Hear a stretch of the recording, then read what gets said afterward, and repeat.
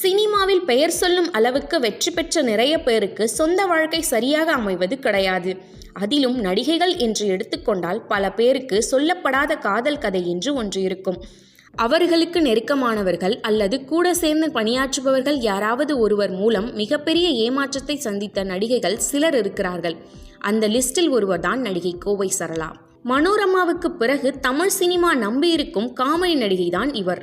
Glamour, duet எல்லாம் எல்லா நடிகைகளுக்கும் வந்துவிடும். ஆனால் இறங்கி காமெடி செய்வது என்பது ஒரு சிலரால் தான் முடியும்.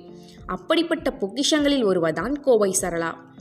90களின் காலகட்டத்தில் கவுண்டமணி, செந்தில், வடிவேலு போன்றவர்களுடன் ஜோடி சேர்ந்து நடித்து படம் பார்த்தவர்களை வயிறு குலுங்க சிரிக்க வைத்தவர்.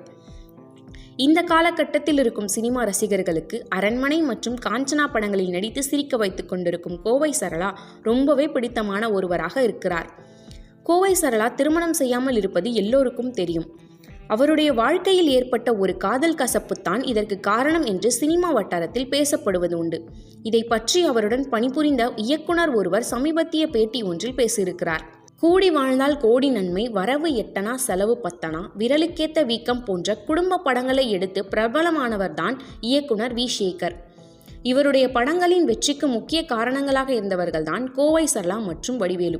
இந்த இரண்டு பேரின் கெமிஸ்ட்ரியின் ஒரு குறிப்பிட்ட காலகட்டத்தில் எல்லா படங்களுமே சூப்பர் ஹிட் அடித்தன. கோவை சரளாவும் வடிவேலுவும் இருந்தாலே படம் ஹிட் தான் என நம்பப்பட்டது. ஆனால் ஒரு காலகட்டத்திற்கு பிறகு இவர்கள் இருவரும் சேர்ந்து நடிக்கவே இல்லை. இதற்கு இவர்கள் இருவருக்குள்ளும் ஏற்பட்ட மனக்கசப்புத்தான் காரணம் என சொல்லப்படுகிறது. முதலில் வடிவேலுவுடன் நடிப்பதற்கு கோவை சரளா சம்மதிக்கவே இல்லையாம். அதன் பின்னர் தொட்டு நடிக்கக்கூடாது, சில வசனங்கள் பேசக்கூடாது என நிறைய கண்டிஷன் போட்டுத்தான் நடித்திருக்கிறார். ஆனால் காலம் போக போக இருவருக்கும் இடையே நல்ல புரிதல் ஏற்பட்டிருக்கிறது. இந்த நட்பு காதலாகவும் மாறியிருக்கிறது. ஒரு கட்டத்தில் இவர்கள் இருவரும் திருமணம் செய்து கொள்ளும் முடிவை எடுத்ததாக இயக்குனர் சேகர் சொல்லியிருக்கிறார்.